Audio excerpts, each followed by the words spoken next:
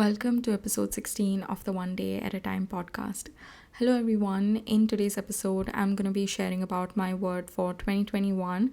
I'll also share about why I chose it and how I'm planning to use it. And my word for 2021 is experiment. I have been using word of the year for quite some time now, and as far as I remember, in 2019, my word was consistency, and I really needed consistency in my life at that point in time. Consistency in my habits, consistency in pursuing my passions. I just wanted some sort of a normal life routine. There were a lot of ups and downs prior to that, so I was really looking forward to experiencing a lot of consistency, and I didn't mindfully use it throughout the year because I knew what I wanted, but I didn't know exactly how I am going to achieve it.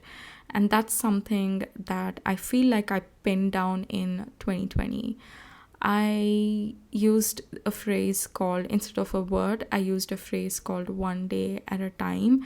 And I lived by this phrase. It helped me so much, not only to establish good routines, develop habits in my life. And the habits that I've developed from 2020, I've still been doing it regularly even now. And it's no more a question for me. It's become more of a second nature. And it helped me a lot then. And it also, during lockdown, it helped me so much. There was so much of uncertainty at that point in time. I mean, even now it's there, but at least our brain is more familiar towards lockdown, and that helps us cope with it a little bit better. But at that point in time, I was worried, and whenever I was worried, I tried to remind myself about living life one day at a time, and yeah, it really helped. So for 2021, I have chosen experiment as my word.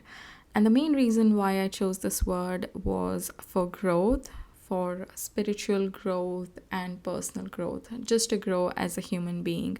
And last year, I started coaching, and at the beginning, I was really focused on trying to find the right way to do stuff. Things like what type of tech tools should I use, how should my website look like, all of those things. About 3 or 4 months ago, I think around in October, I decided that this model worked really well for me to start off, but I really needed to add my own individuality at this point in time and work on things not just in a way which is already done by others, but work on things in a way that I knew would work the best for me as well as my clients. And when I started doing this, I really noticed things to change. Immediately, there was a lot of less of worrying on my side. And yeah, this year I really want to continue with that mindset of experiment because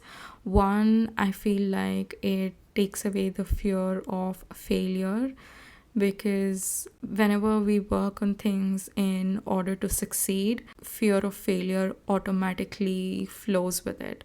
So approaching goals, approaching projects with a mindset of not succeeding, but with a mindset of experimenting, learning as much as you can with that experiment of yours, and really expecting a more desired result instead of fearing whether you're not going to achieve it. So yeah, I feel like it takes away the fear of failure, and also it brings a lot of calmness into your life.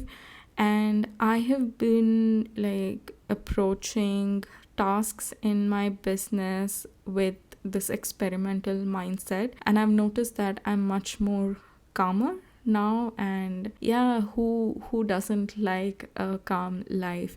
And the reason why I feel the calmness is going to flow to other areas of my life as well is because how you do one thing is how you do everything. The more I approach situations with an experimental mindset, even in one area of my life, that is automatically going to reflect in other areas of my life as well. And without needing a lot of conscious effort from my end, it has a lot of potential to shift things with a lot of ease. And the mindset of experiment really helped me to focus the value that I provide in my coaching sessions or my tarot reading sessions instead of the whole business side of things. So I feel that helped quite a bit. That's working out really well. And this mindset would also help in reducing stress. Oops, sorry about that. Yeah, and the reason why I feel like it does is, like I explained, it brings a lot of calmness, it reduces your worry, and with this kind of a balance, it automatically reduces your stress. And also, I am expecting it to add in a little bit of humor in my day-to-day life, because whenever you approach things with that expectation of succeeding, it adds a lot of pressure on you, and that takes away humor. So yeah, I'm hoping that it adds a little bit of humor in my day-to-day life. And I just want to quickly mention here that everything we do need not be the best, and we need not succeed in everything we try. That's very unrealistic, and this sort of a perfectionism mindset puts too much pressure, which makes it quite difficult for you to enjoy the process of working on things, and you're always stressed out about it. I worked a lot last year on my perfectionism tendencies, and yeah, it shows up in, I don't think it ever goes away fully, or it might, at least as of now. I haven't experienced it, and people who I know who have been working for quite some years, I don't think they have been fully able to come out of this perfectionism mindset. It does, sneak in certain areas of your life. So yeah, this experiment mindset is kind of on another spectrum when you compare it to the perfectionism mindset. So that would really help. And I am loving it so far with this mindset. I started learning about topics just because I'm interested in it and not because I want to master it. So reading a lot of books about different topics and listening to podcast episodes, it's really nice.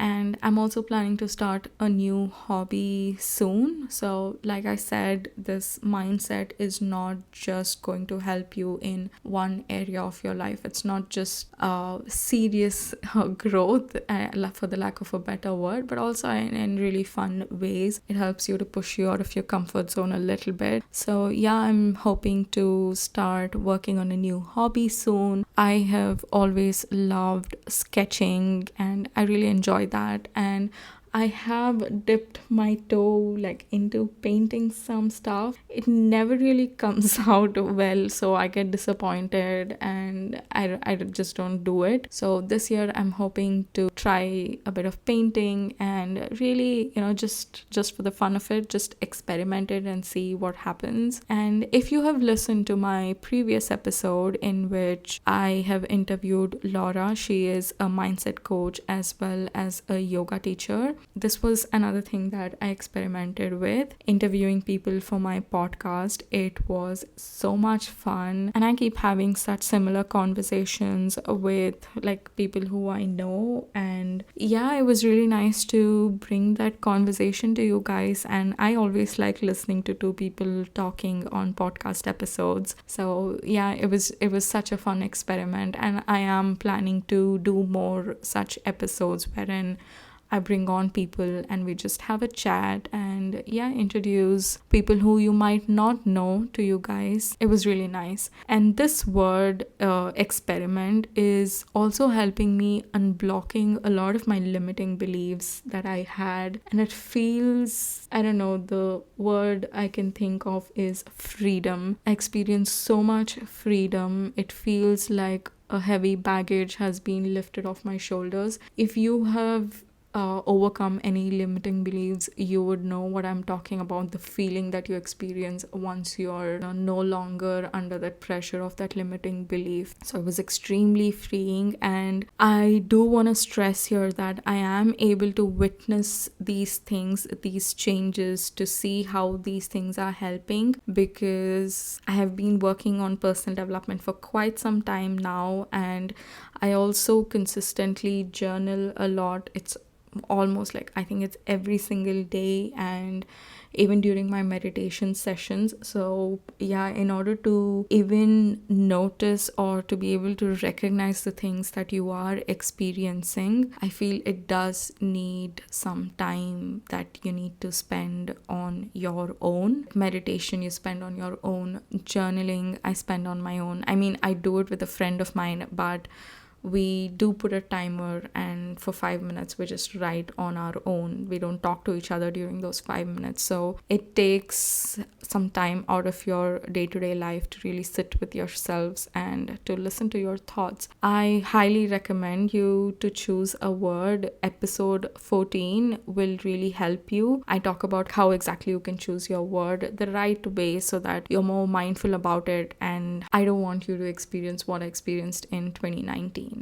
So yeah, just listen to that episode. And another way you can figure out is through journaling. You can do thought downloads or use prompts as well. Just try this one. For example, in that episode I've mentioned it in detail, but if you've already listened to that episode, just to reiterate, ask yourself what is stopping you from reaching your true potential and how can you overcome it. Really take the time out to write all of the thoughts that you have in your head around these prompts.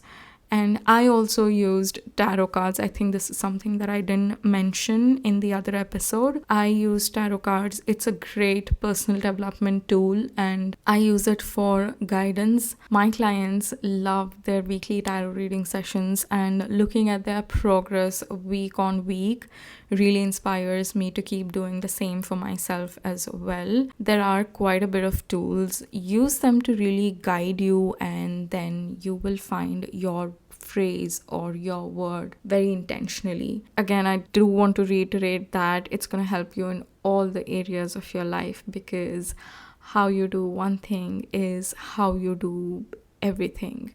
And specifically with regards to experimenting, if you are looking to experiencing growth, then you can choose the same word as well. It is going to, push you out of your comfort zone to really try different things, and it's gonna help you obviously experience growth. And most importantly, I feel like it'll really help you to enjoy the process of working on your goals, working on different projects, and also living something that I have experienced, living your day-to-day life with a lot of calmness and not being in a hurry or always thinking about what next. And you never know, experimenting on different things might lead you on a path that you would truly love and you probably wouldn't have even thought of. So yeah, I am very excited to experience the breakthroughs and also see other ways this word is going to guide me in 2021. And if you've already picked your word, let me know in the comments or DM me on Instagram. I would love to know. And if you're lacking clarity and you're quite confused with regards to what you want to do in life, then I have one last spot available in my one-on-one aligned life coaching program. If you want to be working on things that truly matter to you on a day-to-day basis and remove a lot of confusion and overwhelming, then message me on Instagram or even comment about it and we will chat. So I hope you enjoyed listening to this episode, and I'll be back in my next one. Bye.